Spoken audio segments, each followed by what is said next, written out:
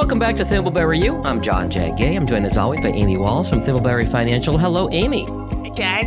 I have to say before we start today, I work with a bunch of podcast clients, as you know. I work on a bunch of podcasts, and you may be my most organized client of all of them. You have systems in place for everything. You book your podcast recordings for the entire calendar year before the year starts. You are so well organized, and I recently took an entrepreneurship class, and I have to admit, I'm envious of you and your organization and your systems. Thank you, Jag. That's a huge compliment. And that actually leads into our topic today, which is going behind the scenes of financial planning and the way you work with clients. What actually helps a plan succeed and what things can kind of get in the way and unintentionally slow them down? Well, Jag, that is the reason we have systems. Because we have to be able to be proactive. We know that people's lives can be messy at times. There's so much we can do to help. And by being proactive, we can do even more. And I'd say we can only build great financial plans for our clients with good input. So this episode, as you've alluded to, it's all about how to make your plan work better. And just by understanding a few key parts of the process for clients, I think they can play an even better and more active role in getting more out of the relationship. We'll come back to that data piece. As the old cliche goes, garbage in, garbage out. Let's talk about process first. Let's start with the planning schedule. How does your team manage its time? So our schedule is quite structured. It's structured in order to give each client thoughtful, high-quality advice. So we look ahead. We know we have a maximum number of clients that we will work with. We hold meetings Tuesdays through Thursdays during business hours. Mondays and Fridays, we reserve for other things, casework. That's what we call analyzing data, modeling situations, planning behind the scenes, improving these processes that allow us to better serve clients. And also, the internal meetings that, of course, every organization needs to have to help keep our team aligned. Sure. And so that schedule is incredibly intentional. I absolutely understand that Tuesdays through Thursdays don't work for everybody. We also know we aren't here to serve everybody. And I don't mean that rudely. I mean that in a very positive way, right? We can't be all things to all people. Mm-hmm. We do have a limited schedule with the intention of carving out time to take care of our clients outside of when we're in meetings. And what it means is when, you're in a meeting with us, we're fully prepared. Absolutely. And when you reach out between meetings, we're better able to respond with care. I read somewhere that if you are trying to multitask and you're, say you're working on email and then you have to take a phone call about something else, it takes not only the time it takes you to get off task, but then you have to reorient yourself and refocus on the previous task you're working on. So I like that idea that you have dedicated time set aside for certain tasks. And you and I have talked about this in the podcast before. When you say you're not the right financial advisor for everybody, you have a really structured system that is a proven system that works well for you and your clients. And that might not be a good fit for all clients. So if someone tries to book a meeting last minute or outside your schedule, I've got to imagine that's going to interfere with your work for your other clients. It can. Now, that said, if somebody has something big going on, we'll jump on a quick phone call, right? Sure. We can schedule those last minute phone calls for a short period of time to understand what's going on, get details, talk through something. Maybe someone's had a life-changing medical diagnosis and we need to talk through that. Their kid's going through something, whatever it is. We're happy to do that. And we reserve time in the calendar to do that. One of the things that sometimes comes up is clients may be delayed on getting us their annual data. And when that happens, yes, that means that will kind of flow over into time allocated for other clients. And what that might mean is that client's going to end up waiting longer to get their information, to get recommendations back. So you mentioned like a major issue if something comes up. You mentioned a medical diagnosis as one example. What other kinds of life events that would pop up should a client immediately contact you and your team about? I'm going to be pretty generic on this, Jag. Any big change that could affect their financial life. So medical issues, obviously one, large expenses, another. Those could be, the medical care, family support. Maybe it's a home change for some reason. But it's important to know the cost, at least an approximation of the cost. We understand clients don't always have that nailed down, right? We're going through a remodel right now. We had a pretty good idea of what that was going to cost, and a few things have popped up, and that budget has changed. And in addition to the cost, what the time frame is. Some things are one time, some things are ongoing annually, some things maybe every so often it's going to pop up. But some idea of generally what, as a client, you're thinking something is going to cost. Another big one that comes to mind would be receiving an inheritance. One, to know you're going through the death of someone that you were close to. That's important. But we also need to know what kinds of accounts are involved. Are these all IRAs or employer-sponsored retirement plans? Do you have money coming to you from a trust or from taxable brokerage accounts where you were named as a beneficiary? All of that, plays a role. So you mentioned big changes, big life events. Big is a subjective term. I'll say it depends before you can say it this time, Amy. But big means different things to different people, right? Absolutely correct. Some clients feel panicked about a $15,000 surprise. Others think $75,000, no big deal. It'd be easy to jump to the conclusion that, well, that's a matter of how much money you have. Yes, that can be true. It's also about mindset. Right? We've talked about ants and grasshoppers before. Ants collect and collect and collect, and grasshoppers spend. The mindset of how you think about your money and think about these expenses in relation to your values also defines big. So let me tell you kind of a generic story. A client wasn't sure if a possible inheritance was relevant to their plan, but they let us know anyway, right? They said, hey, this is likely going to happen at some point. The early heads up and just understanding the dynamics of age and health of the person the money was coming from, not that anybody was absolutely saying, we are counting on it, but it's here kind of potentially in the back pocket. Let us design their plan, knowing that that was a possibility, and prepare really for their goals in a little bit of a different way. It also let us provide some education ahead of time so that when the family member passed and they started receiving information and, dare I say, paperwork, they weren't nearly as overwhelmed. Yeah. Jag, earlier we talked about we want to be preparing people ahead of time for what's coming.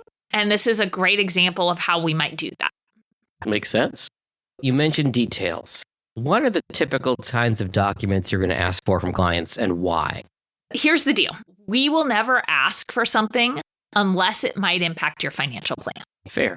We don't want extra data, right? Like, we don't want to know things we don't need to know. We're not looking to waste your time or our time.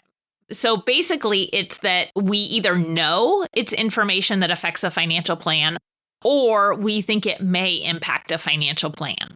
So a client may not know why we're asking. Typically, we'll try to explain why or think it's, very obvious why. And sometimes we're not 100% sure that what we're asking for matters yet. But we ask because it might matter. Sure.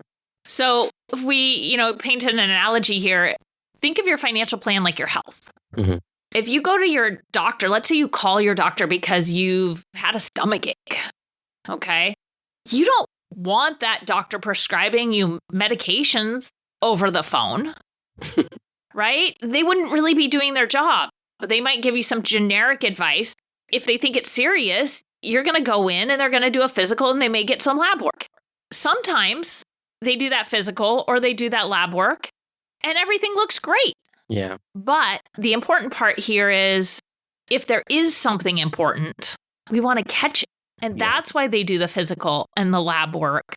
We're looking for the anomalies. And that's sometimes why we will ask for data that we are not entirely sure we need or how we're going to use it, because there's something that could be there that plays a role. Bottom line, better to have data that you don't need than not have data you do need. Absolutely. So another example, we had someone wait months to send us a summary of their retirement plan. When we got it, we discovered that they had a very important to them benefit that they didn't know they had. Ultimately, that changed their retirement planning quite a bit. So I think the takeaway here that I hope our listeners get is that if us, as your financial advisor, financial planner, or someone else is asking for the data, it's not to create busy work for you. It's because your plan might be better with the information. Very important. You mentioned retirement plans and other pieces of data that you need as a team. Something I think that really catches people off guard is taxes. Yes. Here's something that can happen somewhat frequently. A few years ago, when the current tax bill went into place, we had a lot of these calls that particular year, last minute.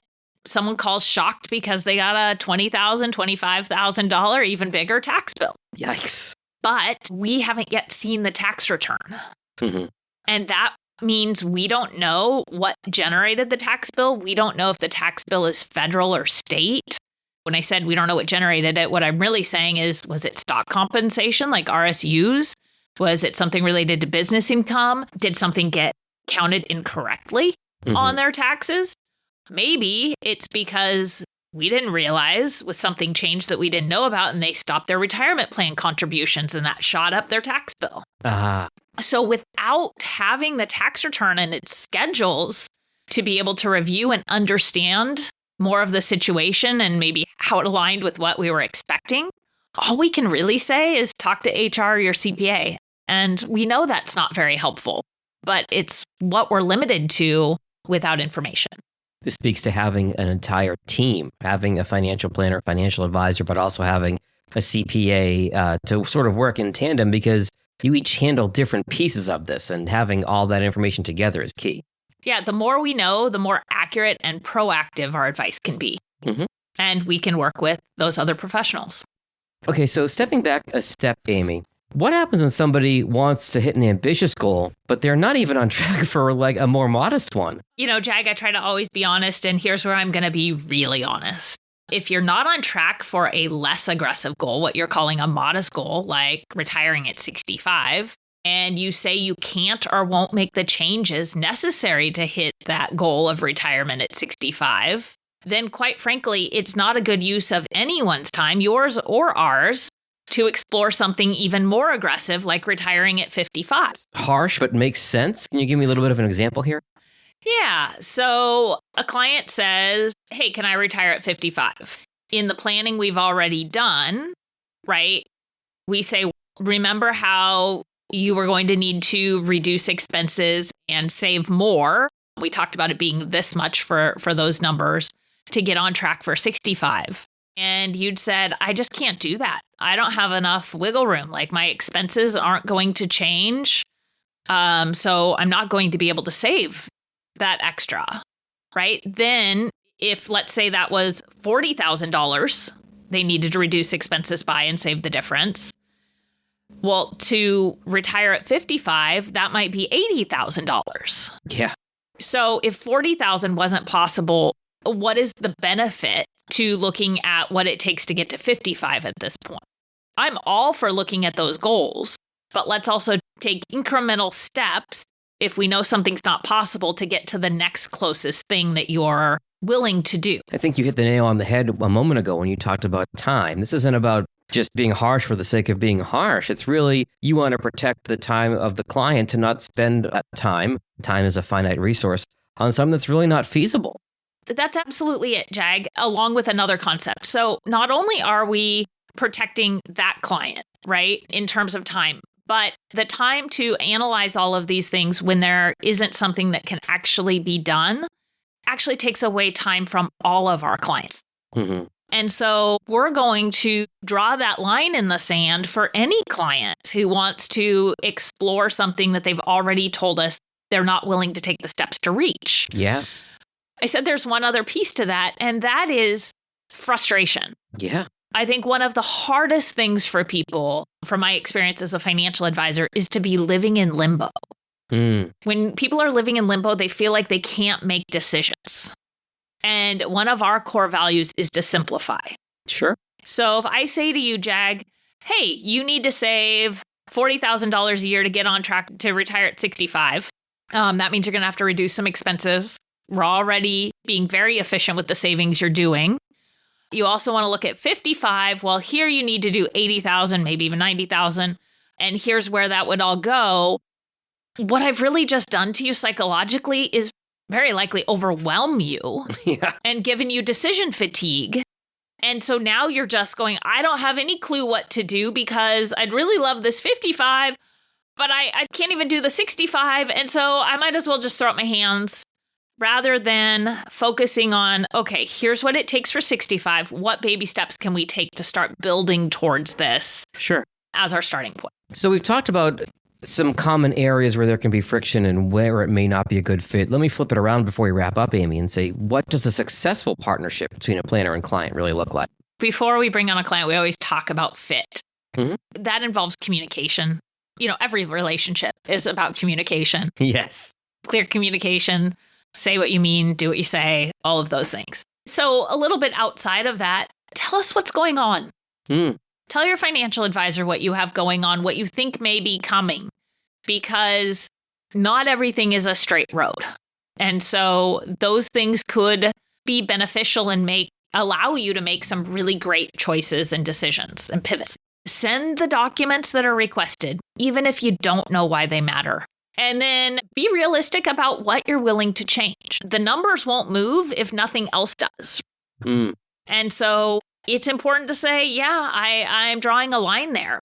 You also have to understand that if you draw the line, there may not be anything else the financial advisor can do in terms of strategies to get you on track for the goal that you're aiming for. And with that, we'll do our part with strategy, insight, and the planning. Bottom line there is that your actions as a client do drive the results of being on track for your goals. And that's true whether your goal is to retire early, help family financially, or just have more peace of mind about money. Absolutely fair. This has been really helpful today, Amy, because it kind of gives a look at that advisor-client dynamic when it comes to financial planning. It really isn't just what your advisor does. It's how you show up yourself as a client in the process. Jag, I like how you just said that. And you're right. When you're open, responsive, and honest as a client about what's possible, we can give the best advice. And that advice isn't just good, it's meaningful and real. And that's when financial planning actually changes lives. That is a great place to leave it. If somebody's interested in working with you and your team at Thimbleberry Financial, Amy, how do they best find you? They can reach us at 503-610-6510 or by going online to thimbleberryfinancial.com. Talk again in a couple weeks. Sounds great, Jag. Securities offered through registered representatives of Cambridge Investment Research, Inc., a broker-dealer member FINRA SIPC. Advisory services through Cambridge Investment Research Advisors, Inc., a registered investment advisor. Cambridge and Thimbleberry Financial are not affiliated. Discussions in this show should not be construed as specific recommendations or investment advice. Always consult with your investment professional before making important investment decisions. Securities offered through registered representatives of Cambridge Investment Research, Inc., a broker-dealer member FINRA SIPC. Advisory services through Cambridge Investment Research Advisors, Inc., a registered investment advisor. Cambridge and Thimbleberry Financial are not affiliated.